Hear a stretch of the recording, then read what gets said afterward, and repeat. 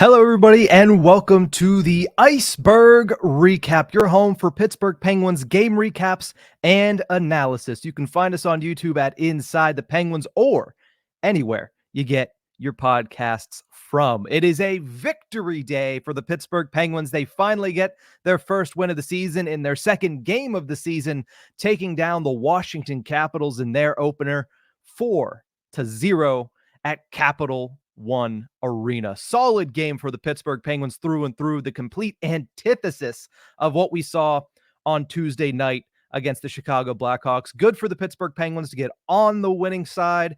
Good for the Pittsburgh Penguins to get off the goose egg on the season. Now 1-1-0 after a solid performance against their bitter rivals. Let's jump right into the goal recap here because the Pittsburgh Penguins, they controlled it all. First period went scoreless. The Capitals came out and looked good really early on. Obviously, their opener, so they came out with a little extra juice, a little extra, pizzazz in that first period. But speaking of pizzazz, Evgeny Malkin had it from the very beginning. You saw a between the legs opportunity against Charlie Lindgren, the Washington Capitals goaltender, but he wasn't able to score there.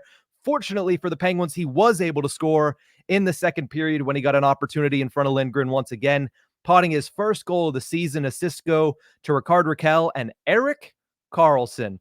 Yep, the Swede has his first point as a member of the Pittsburgh Penguins, a secondary assist on the opening goal of the game to Evgeny Malkin. And then the Pittsburgh Penguins power play went to work with two strikes from Sidney Crosby. The first one assisted by Jake Guentzel and Evgeny Malkin, and the second one assisted by Evgeny Malkin and Jake Guentzel.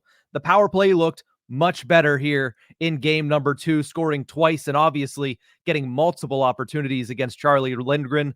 They did not miss on them this time, getting a 3-0 lead going into the third period, which then brought up another question. Well, can they hold on to the lead once again? That's been an issue for the Pittsburgh Penguins last season. Mike Sullivan does not want to talk about last season, though, and it was not in the third period as the Penguins continue to shut down the Washington Capitals and even add an extra goal. Riley Smith gets his first as a member of the Pittsburgh Penguins, assisted by the man of the hour, the man of the game, Evgeny Malkin gets his third assist of the game there, fourth point of the game, and the Pittsburgh Penguins, as I said earlier, win this one by a final score of 4-0. It was a solid game for the Pittsburgh Penguins. Special teams came to play. Top six came to play. The bottom six leaves a little bit more to be desired, but that's still working and trying to figure itself out. We might see personnel changes at some point here in the next week or so as they try to figure out that third line, which I thought looked better at points in this game, but still left some things to be desired. You saw Jansen Harkins make a big mistake in the second period that almost let the Capitals back into the game, sending Alex Ovechkin in on a breakaway. But fortunately, Tristan Jarry stood tall in this one, and he was able to stand tall on that breakaway, shutting down the 5-hole opportunity for Alex Ovechkin. You saw in the third period, as what usually happens for a younger player that makes a bad mistake that costs the Penguins and gives the other team a grade A opportunity, Jansen Harkins did miss a few shifts in the third period. You saw Nola Chari playing on the third line a couple of shifts. You saw Jeff Carter playing on the third line a couple of shifts. You saw Lars Eller, I think, take one shift with the third line. So Jansen Harkins, he's going to learn from that. If you make a mistake, he learned early, Mike Sullivan's going to sit you down in the third period. But he did get a couple of shifts out there, and we'll see how he's able to bounce back tonight against the Calgary Flames. But let's get into the 3 stars of the game. I saw on ESPN that Jake Guentzel was given a star for 2 assists. He's looked pretty good to start the season, but I'm not going to give him a star in this one. Third star goes to Sidney Crosby. 2 power play goals in this one, and he is off to a red-hot start on the 2023-24 season. 3 goals already on the season for Sid the Kid. He had 33 all of last season. We'll see if he's able to go out and pass that this year. But the power play, like I mentioned, it looks so much better today.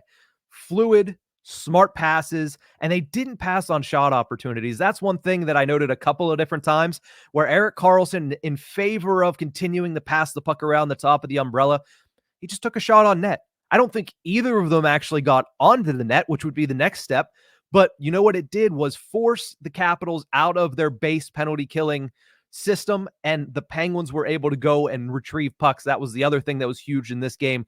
both on the power play and at 5-on-5, the Penguins were much better with their puck retrieval. They were much better at getting sustained offensive zone pressure than they were against the Chicago Blackhawks, and it paid dividends. You saw on a couple of occasions that the goals, I believe it was the first Malkin goal specifically, was scored after about 5 or 6 straight shifts to start the second period, where the Penguins just hemmed the Washington Capitals into zone. And here's the thing.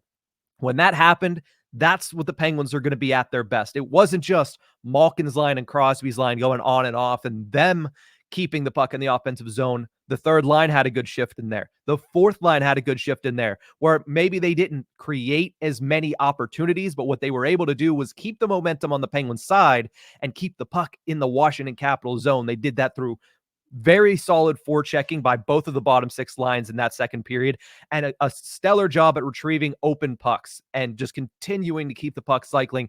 That's going to be the biggest difference this year that the Penguins are going to need to see.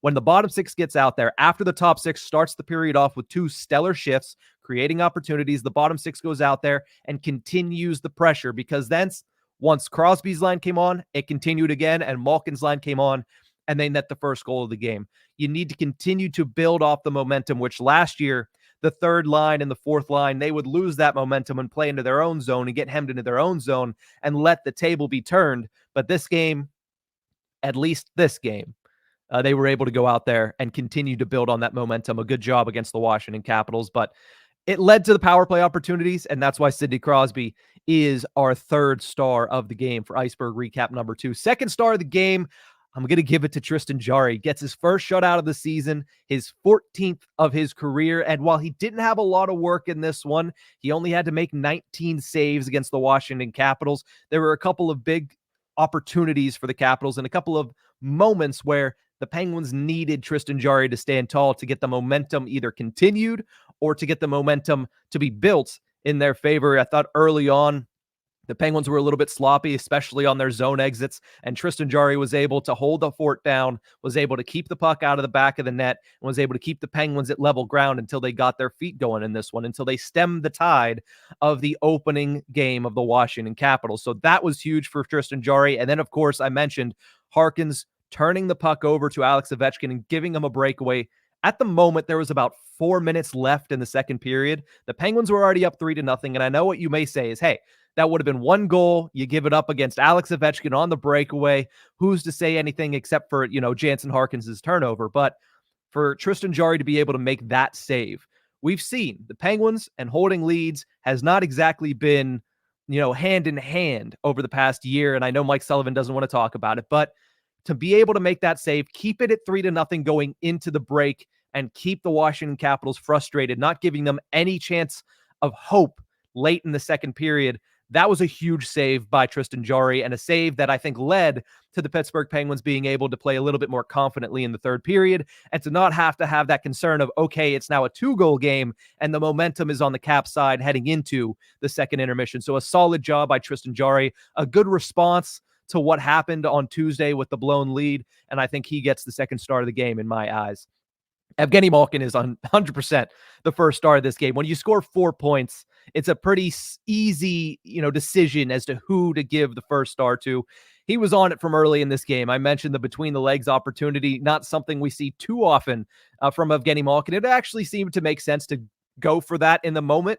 You had 2 Washington Capitals bearing down on him from the other side. He goes against the grain, and Charlie Lindgren made the stop, and I don't think there was ever really a massive opportunity for that puck to go in, but a smart move by Evgeny Malkin. I think he got to the higher percentage of chance of going in, certainly safer for him than trying to drive to the opposite end of the net and probably getting plowed over by multiple Washington Capitals. So a solid play there, and from that point on, Evgeny Malkin was just electrifying. Power play, he made smart decisions, he looked good, and like I mentioned, the power play in general looked good, fluid, switching, but not switching just to switch, right? Switching with a purpose, switching to get into position, to get shot opportunities, to get scoring opportunities. So a solid second game for the power play and a great second game for Evgeny Malkin, who finishes with 4 points, 1 goal, and 3 assists on him, factoring into every single time the Pittsburgh Penguins lit the lamp. Before we go, final thoughts here. Riley Smith is going to be very good for this team. This is something I want to get into deeper. I'm excited to see what happens tonight in the second game of a back-to-back, but Smith had a handful of grade A opportunities in game 1 of the season, wasn't able to capitalize. Throughout this game, I was thinking it's going to happen again. He's had so many terrific opportunities. Charlie Lindgren has shut them all down, but finally he breaks through in the third period off a rocket shot.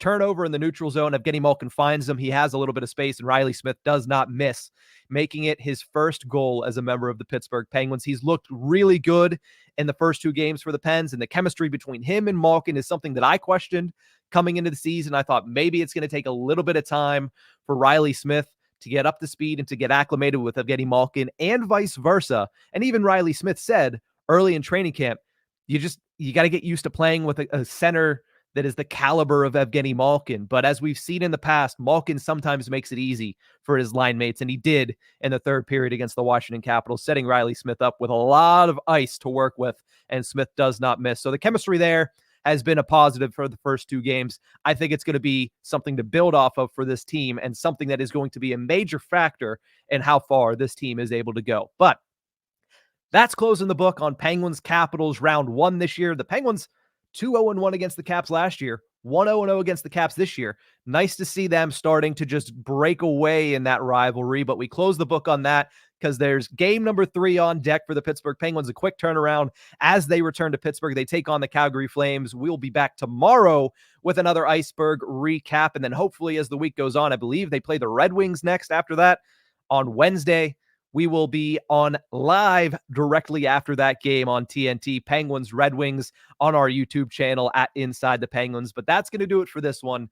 Thank you guys so much for tuning in. And remember, you can find us anywhere you get your podcast from, or here, if you're watching the video version, on YouTube. Make sure you like, share, subscribe, all that fun stuff. Penguins get the win. Let's see if they can back it up with a second one in back-to-back nights. We'll see you guys next time.